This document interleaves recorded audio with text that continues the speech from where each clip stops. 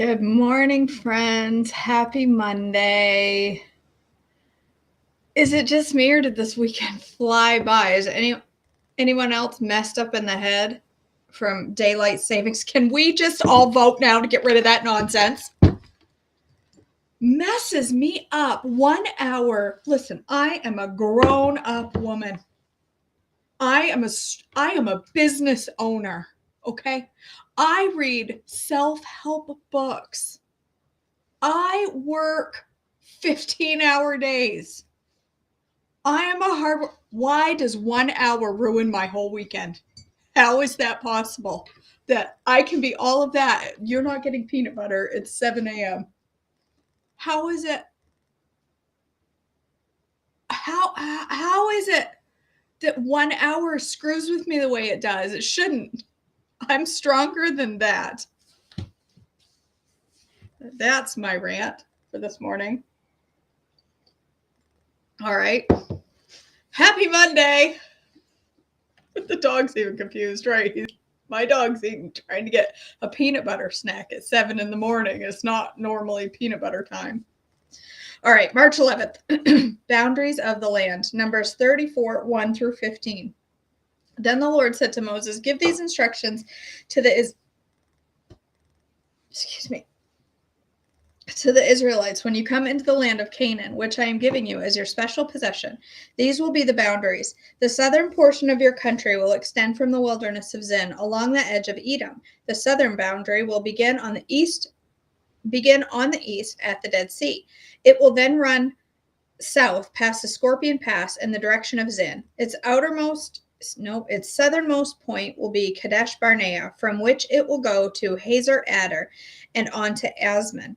From Asman, the boundary will turn toward the Brook of Egypt and end at the Mediterranean Sea. Your western boundary will be the coastline of the Mediterranean Sea.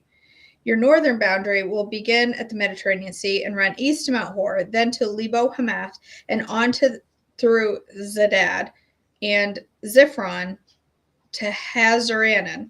This will be your northern boundary. I don't know about you, but I am super confused because I am not geographically intelligent or geometrically intelligent. I'm neither. I don't even know if Hickory is southeast, west, or north of me. I just know it's over that way. So reading this gets me a little confused. Then Moses told the Israelites, this territory is the homeland you are to divide among yourselves by sacred lot. The Lord has commanded that the land be divided among the 9.5 remaining tribes. The families of the tribes of Reuben, Gad, and the half-tribe of Manasseh have already received their grants of land on the east side of the Jordan, across from the Jericho toward the sunrise. Leaders to divide the land, Numbers 34, 16 through 29.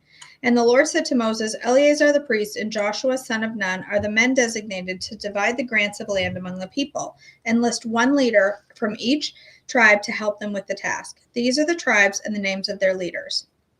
The tribe of Judah, the leader is Caleb, son of Jephunneh.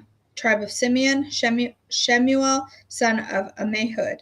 Benjamin, Elidad, son of Kislon. From Dan, Buki, son of Jogli.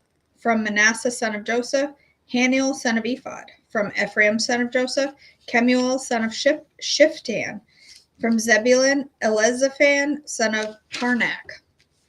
From Issachar, Paltiel, son of Azan. From Asher, Ahihud, son of Shelomai. From Naphtali, Pedahel, son of Ammihud. These are the men the Lord has appointed to divide the grants of land in Canaan among the Israelites. Towns for the Levites. Excuse me. Numbers 35, 1 through 8. While Israel was camped beside the Jordan on the plains of Moab, across from the Jericho, the Lord said to Moses, command the people of Israel to give the Levites from their property certain towns to live in, along with the surrounding pasture lands. These towns will be for the Levites to live in, and the surrounding lands will provide pasture for the cattle, flocks, and other livestock. The pasture land assigned to the Levites around these towns will extend 1,500 feet from the town walls in every direction.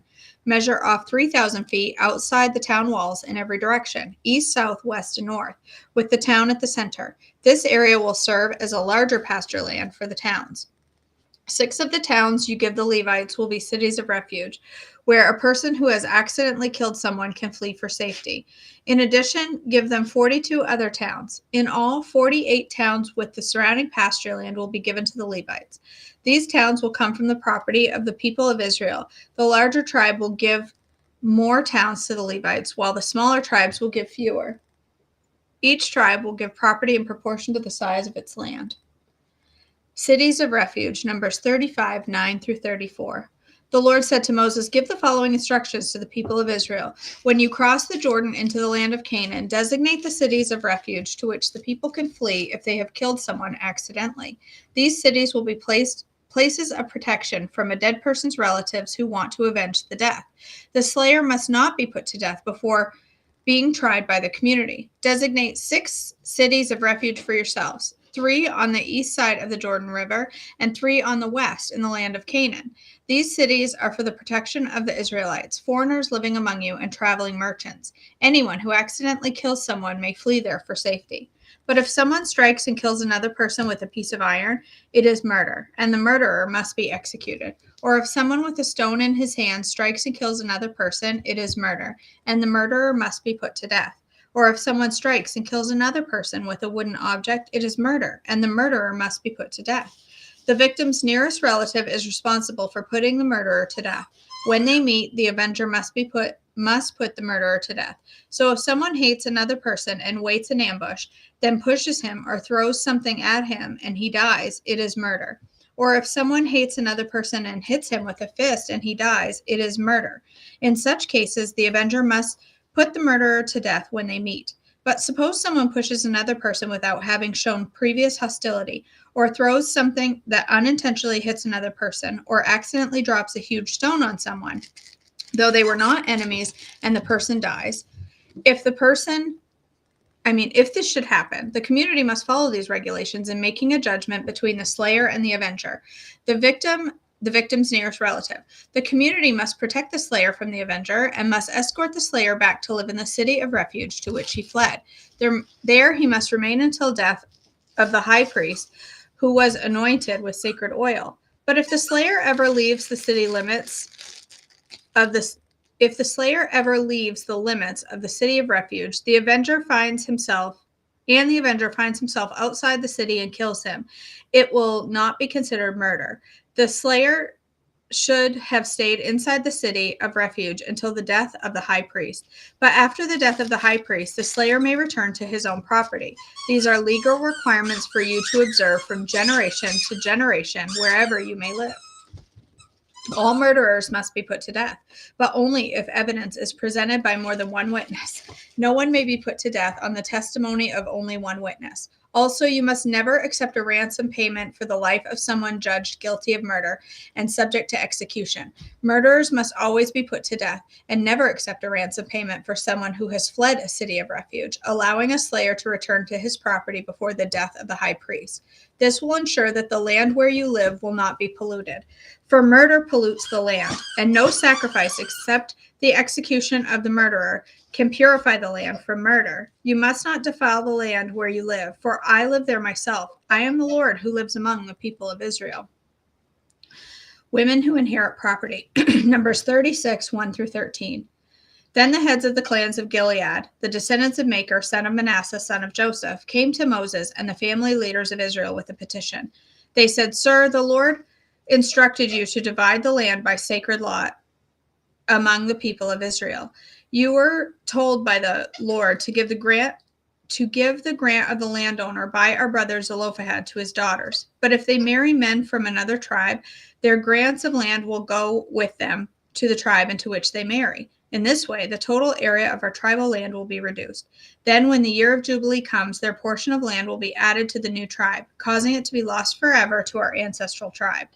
So Moses gave the Israelites this command from the Lord. The claim of the men of the tribe of Joseph is legitimate. This is what the Lord commands concerning the daughters of Zelophehad. Let them marry anyone they like, as long as it is within their own ancestral tribe. None of the territorial land may pass from tribe to tribe. For all the land given to each tribe must remain within the tribe to which it was first allotted.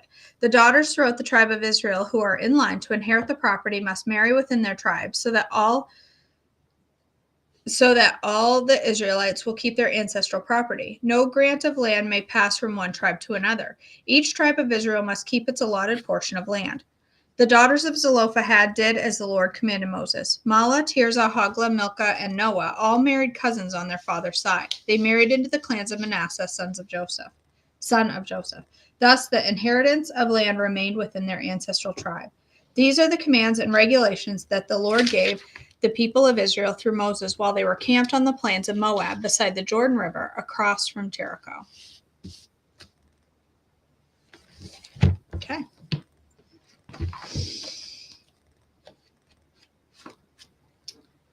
Let's do our poem. We're on page 86, the poem titled Life Message. As I walk this troubled land, I see the devil has the upper hand. He's deceived the world and all the things that are true. What about all the things Jesus has done for you? Jesus knew from the beginning the devil had a plan, keeping the message of life hidden from man. Read the end of the book and you will sing. Praises and love to Jesus you'll bring. There's coming a day when all God's chosen people will have the say. They'll speak the words of life into a dying world. The whole thing rhymed except the last sentence, and I got confused. Poetry is beautiful and super confusing to me. Like sometimes it rhymes and sometimes it doesn't. Or did I just not read it right so that it didn't rhyme? I don't know. It's over my head. I'm just glad somebody else wrote it and I can just read it. And I'm not over here trying to write poetry. Because if I tried to write poetry, well, you wouldn't be tuning in. You'd be like, I ain't listening to that nut job. She's weird. Read through the chats. I mean, you probably already think I'm weird. That's probably why you're tuning in, because I am weird. Let's see. They had Torani Pure Made syrups for coffee at the sewing retreat. I've never heard of those. Pure Made syrups. I need to write that down. Torani Pure Made. I haven't heard of those. I cleaned my desk this morning, and yesterday, and by clean, I mean I dumped everything that was on my desk in here. Now I can't find a pen.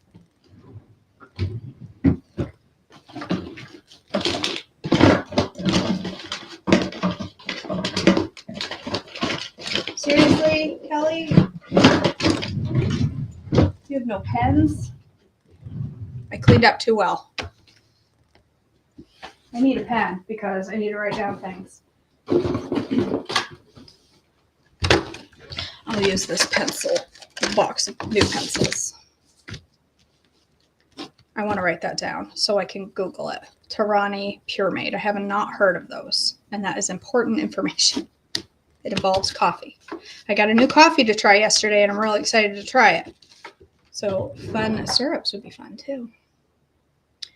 You know you live in the boonies when the directions are go until you see the white horse on the right corner and make a right. Follow that road until you see the river. Follow the river to the stoplight. Yeah, that's so true. There'd be a lot of people dead if we went by those laws today. True that, Lois. Normal is relative and boring. Everyone needs to just embrace their own special brand of weirdness. Beverly, thank you. I agree. Embrace your weird. All right, my friends. Let's go ahead and end our devotions. I'm having a hot flash. Somebody tell me these hot flashes don't last forever because I can't take them. I can't take them. I sit here and watch TV like once in a great while we get to watch TV, and I drive my husband insane. I sit right here by the heat pump and I'm like shivering under a blanket, and then all of a sudden I'm like ripping off my hoodie and turning the air conditioning on so it's blowing right at me for about 8 minutes, and then I put my hoodie back on and I shiver, and then I rip it back off. There's no temperature regulation left in my body, and it's miserable, and I hate it. I hate it. All right. Oh, I'm gonna melt. I can't rip my hoodie off. I'm about to shut my camera off and take my shirt off here in a minute. All right, my friends, let's go ahead and pray. Father God, thank you so much for this day and this opportunity to come before you with our adoration and our worship. And God, I'm just so grateful for these ladies and this devotional that has changed my life, reading the word every morning. And you promise that your word does not return void. And that is so evident in my life by just reading your word every morning and the difference it has made in me. God, I thank you for each and every woman that's here, and thank you for their faithfulness to join every day. And I pray that it is honoring to you, our God. Father, I just lift up each and every one of these ladies today. There are many that have heavy requests on their hearts. There's very sick spouses, and there are very sick children, and there are difficulties with finances, and there's just so many things weighing heavy on many hearts today, God. And I just pray that you will help us to remember as we go through our day that you are sovereign, you are in control, and we can put our trust in you. And it doesn't mean that times won't be hard or difficult, but that you promise that we can trust in you. And I thank you for that promise. And I just pray that you will help us to remember that as we go through our day. God, I pray that each word that we use today will be honoring to you, that we will be a picture of Christ in our community, to our friends, and to our family, and that everything that goes into our mouth will be an honoring action to you. In your precious name I pray. Amen. I just said precious. In your precious name I pray. Vicky, I'm going to kick you off devotions. 6 years?